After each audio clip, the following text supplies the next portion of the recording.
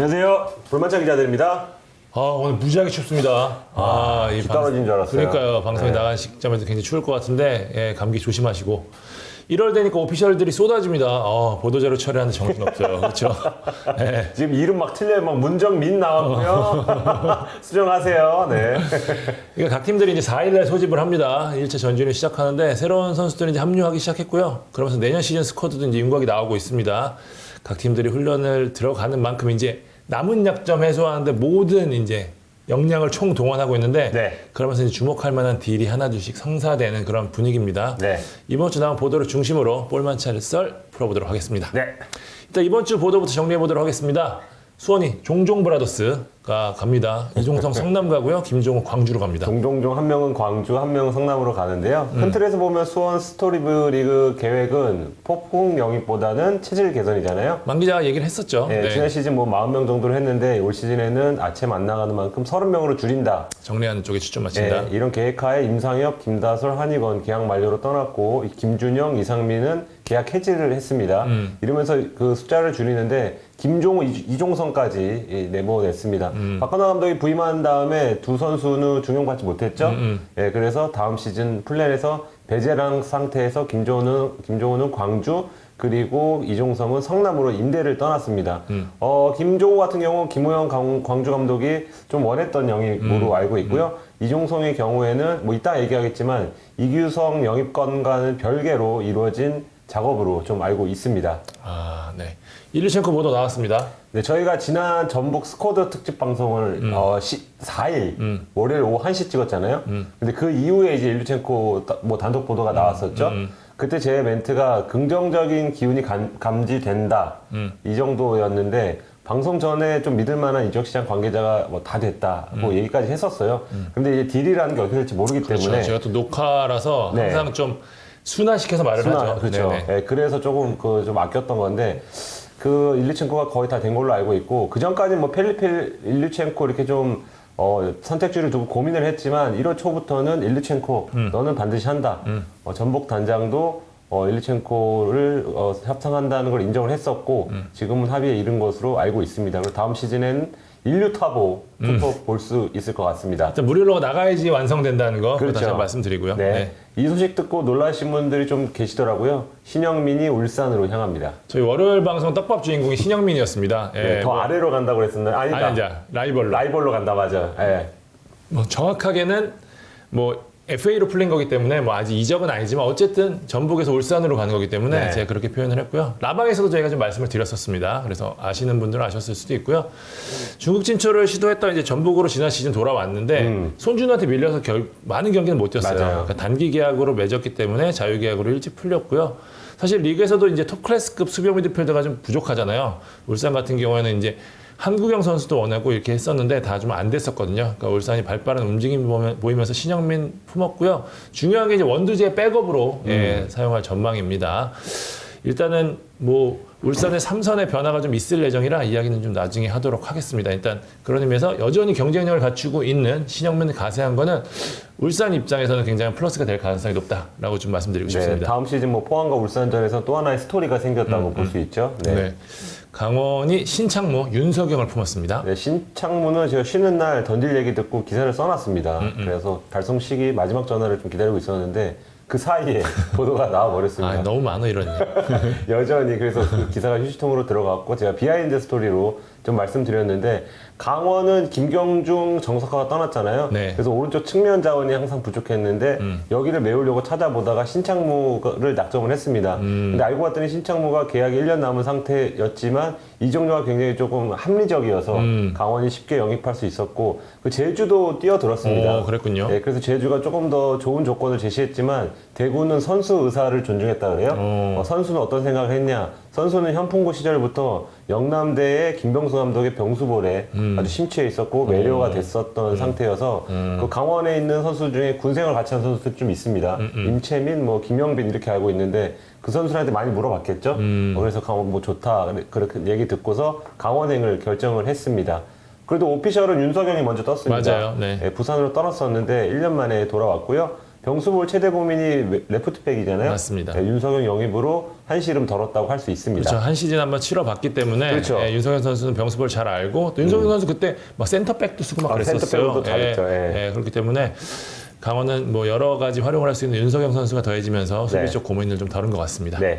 자, 이번 주 핫하게 달군 뜨거운 감자들 지금부터 한번 본격적으로 다뤄보도록 하겠습니다. 먼저 팔로세비치 이야기를 해봐야 됩니다. 서울행 유력 보도가 나왔었죠. 시작이 세르비아 언론 보도였습니다. 네. 예, 팔로세비치가 FC 서울과 3년 총액 47억 원의 합의를 했다라는 보도가 나왔고 네. 이를 바탕으로 12시쯤에 서울 입단 유력이라는 단독 보도가 나왔습니다. 네.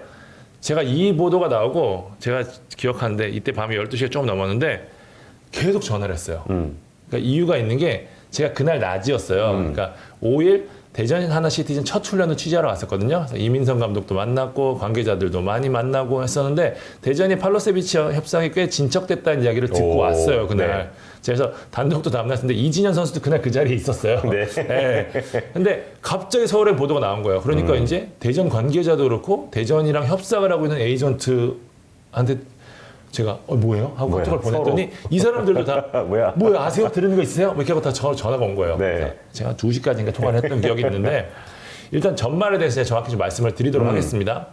알려진 대로 이제 팔로세비치 지난 시즌 포항에서 맹활약을 펼쳤죠. 스택 괴물. 네, 리그 최고의 공격형 미드필더로 자리매김했는데 당초 포항이 완전 영입을 좀 염두에 뒀지만 이게 없었어요. 예, 그러면서 이제 바이아웃 금액이었던 80만 유로를 충족시키지 못했죠. 그래서 결국 임대 만료로 원 소속팀인 나시오날로 복귀를 했습니다. 국내 팀들이 엄청나게 관심이 많았어요. 맞아요. 잘했잖아요. 그렇기 때문에 근데 문제는 뭐냐? 대부분 임대 문이었어요. 근데 나시오날은 어떡하냐? 완전 이적 아니면 아예 관심 없다였어요. 그러니까 돈을 내라 이거였죠. 근데 제가 뭐 말씀을 드린 적이 한번 있었는데 라방에서 나시오날 구단주가 카지노 거부예요. 그러니까 유명한 갬블러라고 하더라고요. 그러니까 축구는 잘 모른대요. 그래서 이제 이런 제안이 와도 밑에 지원한테 야, 걔 잘했다며. 그러면은 돈을 갖고 와야 될 거 아니야. 무슨 또 임대야 말도 안 되는 소리 하지 마. 그럼 팔지 마.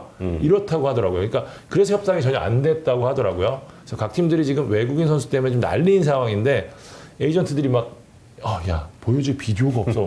왜냐면은 지난 시즌에 이제 브라질 한두 번 넘어갔다 왔어야 되는데 그러질 못했으니까 이 사람들도 다 전부 다 뭐 카톡이나 이런 걸로 통해서 이제 받은 거예요. 그러니까 이제 이 비디오가 한계가 있을 수밖에 없죠.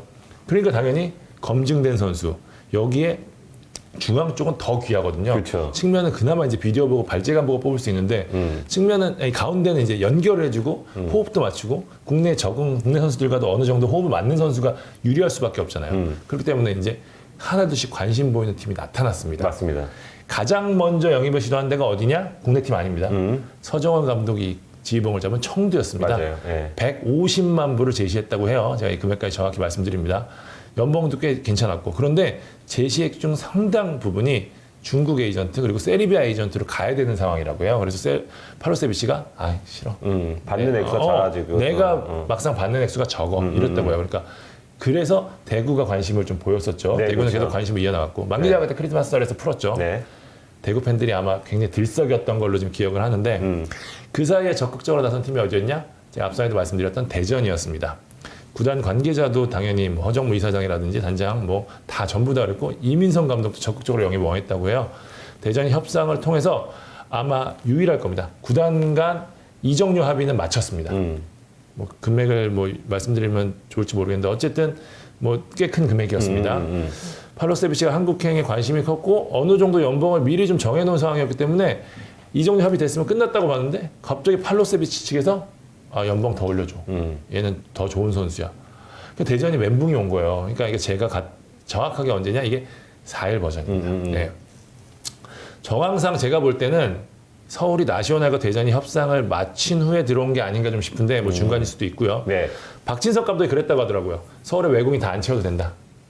나상호랑 팔로세비치는 해달라라고 했다고 해요. 그러니까 사실 이전에도 서울이 팔로세비치 영입에 좀 관심을 가졌는데 당시에 제가 알고 있는 11월쯤을 알고 있습니다. 당시 금액을 이유로 좀 발을 뺐는데 이때 만약에 서울이 했으면 진지게 했어요. 그리고 금액도 훨씬 싸게 할 수 있었는데 어쨌든 그때는 감독이 정해지지 않았으니까 서울도 뭐 할 수 없는 상황이었죠. 근데 지금 박진석 감독이 해달라고 했으니 나상호도 쉽지 않은 상황에 네. 그렇다면 이제 무조건 해야 되는데 제가 알고 있게 취재한 바로는 일단 서울이 나시오날과 팔로세비치 측에 오퍼를 한 거는 팩트다. 근데 합의했는지 여부는 아직 모른다. 제가 듣기로는 합의한 구단은 대전밖에 없는 걸 일단 알고 있는데 모르죠. 일단은 뭐 그 이후에 어떻게 되는지는 상황을 모르니까 정확한 거는 서울이 제시한 금액은 대전보다는 작은 건 분명하다. 이건 확실합니다. 일단 합의 여부는 체크를 해야 되고 재미있는 건 이 두 구단 이런 사이에 누가 들어왔냐? 대구가 오퍼를 날렸습니다. 네. 이것도 정식적으로 확인이 된 부분이고요. 이게 체크가 된 게 언제냐? 6일 오전이에요. 그러니까 이제 보도가 나오고 이 그날 아침쯤에 이제 확인이 된 거죠. 네. 네. 대구가 말씀드린 대로 전부터 팔로세비치를 원했고 이진현 신창무들 뭐 신창무 여러 선수들을 좀 정리를 하면서 어느 정도 자금이 확보가 된 것처럼 느껴져요. 네. 그러니까 지금 현재는 3파전이다. 팔로세비치 영입전은 서울, 대전, 대구. 근데 재밌는 게 세 구단이 대리하는 에이전트가 다 달라요. 그걸 들었어요. 네. 그렇기 때문에 체크도 어렵고 이쪽에서 좀 됐다 그래도 저쪽에서 또 될지도 모르니까 서로 좀 눈치전을 펼치는 상황이고 만약 그러니까 이제 세 구단이 전부 다 나시오날과 이적료를 합의했다. 이럴 경우에는 팔로세비치가 선택을 해야 되는데 다 특징이 있잖아요. 서울은 뭐 서울이라는 인프라 좋은 환경이 있죠. 수도권 팀이니까. 대전은 돈을 제일 많이 줄 수 있고 대구는 또 아체메 갈 수 있어요. 그러니까 이제 팔로세비치가 어떤 선택을 할지는 마지막까지 좀 지켜봐야 되는 그런 상황인데 예, 지금 어느 구단이 유력하다 이렇게 보기는 조금 힘든 상황인 것 같습니다. 네, 그래도 왠지 다음 시즌에도 K리그에서 볼 수 있는 가능성이 조금 생겼다는 것. 제가 최종적으로 이 방송을 찍기 전까지 체크한 바로는 네. 세 구단 다 약간 지금은 발을 뺀 상태라고 들었습니다. 다시. 네. 그러니까 팔로세비치가 너무 몸값이 높아지니까 네. 좀 부담스럽다. 애초 금액대로라면 다들 뛰어들 생각이 있었는데 팔로세비치가 내세운 연봉 조건이 생각보다 굉장히 많이 올라갔거든요. 네. 그렇기 때문에 조금 뭐 물러난 입장이라고 하는데 어쨌든 다 적극적인 마음은 갖고 있다는 거는 분명합니다. 네. 다음 소식 전해드리겠습니다. 이근호 인천행 소식도 나왔네요. 저희가 웬만하면 이제 다 된 얘기를 하는데 네. 이거는 제가 올 겨울에 아마 처음인 것 같습니다. 사실이 아닙니다. 네. 이근호 큰 선수니까 한번 얘기 드려야죠. 이런 이야기가 어디서 나왔는지 인천 관계자들도 그렇고 제가 그날 보도가 나온 날 다른 것 때문에 조성 감독이랑 통화를 했는데 좀 황당해 하시더라고요. 그러니까 물론 이제 이적은 생물이기 때문에 어떻게 전개될지는 아무도 모르긴 하지만 네. 기사에는 이렇게 나왔잖아요. 이번 주에 협상이 마무리될 거다 그랬는데 이거는 사실과 다르다는 걸 말씀드립니다. 다르다. 그러니까 이근호랑 인천이 협상 테이블을 차린 적이 아예 없어요. 네. 그러니까 당초 인천이 이근호에 관심을 갖고 있었던 건 분명한 사실입니다. 이게 거의 한두 달 전 얘기인데요. 그러니까 이적 시장 초반인데 조성 감독이 제주 시절에 이근호 선수랑 좋은 관계 유지했고 이근호 선수 잘했어요. 네. 조성 감독 굉장히 좋아하는 걸로 알고 있는데 그러니까 공격진의 경험을 불어넣을 수 있는 카드라 원한 것도 사실인데 인천이 지금 누굽니까? 오반석, 김광석, 오재석 뭐 여기에 영임을 노리고 있는 김태환 이런 선수들이 대부분 베테랑이란 말이에요. 또 나이 많은 선수를 더하는 거에 대한 좀 부담이 있고 몸값에 대한 부분도 아주 작지는 않기 때문에 그렇죠. 일찍 관심을 접은 걸로 알고 있고요. 이근호 선수가 사실 지난 시즌 후반기부터 몸이 올라온 거를 본인이 느끼면서 더 뛰고 싶다는 생각을 했어요. 그러니까 울산을 떠나기는 그렇고 임대로 이제 한두 시즌 더 뛰고 싶다는 계획을 세웠는데 당초 염두에 뒀던 팀이 어디냐? 수원FC였어요. 저희가 아마 거의 첫 번째, 두 번째 떡밥으로 베테랑 국대 공격수가 수도권 갈 수 있다 했던 팀이 이근호 수원FC였어요. 그때는 꽤 협상을 하고 있었던 상황인데 네. 수원FC도 이제 베테랑이 너무 많고 여기에 또 울산 출신이 너무 많다는 거에 대해서 약간 좀 부담감을 느낀 것도 있었고 또 공격진에 외국인 선수도 더해져야 되는 상황이었기 때문에 좀 멈춘 걸로 알고 있고요. 그래서 수원FC는 안 가는 걸로 알고 있습니다. 지금 이근호 선수는 지금부터 본격적인 협상을 시작하는데 제가 알고 있기로는 수도권 팀으로 갈 가능성이 높습니다. 수원FC가 아니더라도 인천도 아니고요. 그렇게까지만 수도권에서, 그렇게까지만 좀 말씀을 드리도록 하겠습니다. 네, 이 얘기도 좀 해주십시오. 오각 트레이드 이게 사실 오늘 방송의 하이라이트가 될 수 있을 것 같습니다. 이거 정리 가능가? 아니요. 하이라이트는 팔로세비치였습니다. 팔로세비치. 왜냐면 야 이거 정리하다가 이거 정리가 안 돼. 오각 트레이드도 제가 라방에서 얘기를 했는데 들으신 분들이 듣기 평가하는 기분이야. 뭐 이런 얘기 하시고 그랬었는데 공부할 때보다 더 집중했다. 이게 그래픽이 들어가는지 모르겠는데 그래픽까지 들어가면 더 이해가 되실 수 있을 것 같습니다. 이게 네. 만약에 성사가 됐으면 올겨울뿐만 아니라 K리그 역사에 남는 딜이 될 뻔했습니다. 네. 하지만 역시 너무 많은 선수가 껴있기 때문에 쉽지 네. 않아요. 그러니까 전말부터 설명을 하면 알려진 대로 성남과 대전이 트레이드 합의를 했습니다. 김동현이 대전으로 가고 박용지 현금 성남으로 갑니다. 네. 근데 김동현이 당초에 제가 여러 차례 말씀드렸죠. 서울 이적을 원하고 있었단 말이에요. 그렇기 때문에 대전행에 강한 거부감을 드러내고 있었습니다. 그래서 대전과 협상을 할 때 연봉을 엄청 세게 불렀어요. 당연히 협상에 난항을 겪었죠. 그러던 상황에서 갑자기 강원이 뛰어들었습니다. 이영표 대표가 김동현 원한다라고 나섰어요. 그러면서 대전 측에 이걸 풀려면 어떻게 되냐 그랬더니 대전이 원래 리스트에 이현식이 있었거든요. 이현식 줄게. 김동현 줘라. 이렇게 해서 삼각 트레이드가 완성이 된 거예요. 네. 대전이 오케이를 하면서. 그런데 문제가 생겼습니다. 현재 원래 이제 세 팀은 김동현, 박용지 트레이드를 완성하고 그러고 나서 김동현과 이현식을 트레이드하는 네. 이렇게 되는 건이었는데 국제축구연맹이 새로운 규정을 지난 3월에 발표를 했다고 해요. 네. 한 팀과 사인을 하고 나서 이적을 하려면 최소 16주간 그 팀에 머물러 있어야 하는 거예요. 그러니까 구단도 몰랐고 에이전트도 몰랐고 이 규정이 새롭게 생긴 걸 다 모르는 거예요. 그러니까 이 딜이 깨진 상황이 된 거예요. 그러니까 성남은 좋다고 한 거죠. 왜냐? 성남이 김동현, 박용지 이렇게 트레이드를 할 수 있었던 가장 큰 이유는 뭐냐면 이규성이 온다는 전제하였어요. 근데 이규성이 박정인과 트레이드로 울산행이 결정이 났단 말이에요. 그러면 성남 입장에서는 우리 중미가 없는 그쵸, 상황이 됐잖아요. 갑자기. 예, 수준급 중미가 없는 상황이 됐으니까 이 딜이 탐탁지가 않은 거예요. 그러니까 김동현은 입으로 가기는 싫은데 가게 생겼고 강원은 김동현이 계속 필요하다는 생각을 가졌단 말이에요. 그래서 나온 게 뭐냐? 오각 트레이드입니다. 이영표 대표가 또 나선 걸로 알아요. 그러니까 울산에 연락을 취했죠. 성남이 이거 하려면 이규성이 필요하대. 니네가 좀 도와줘야겠어.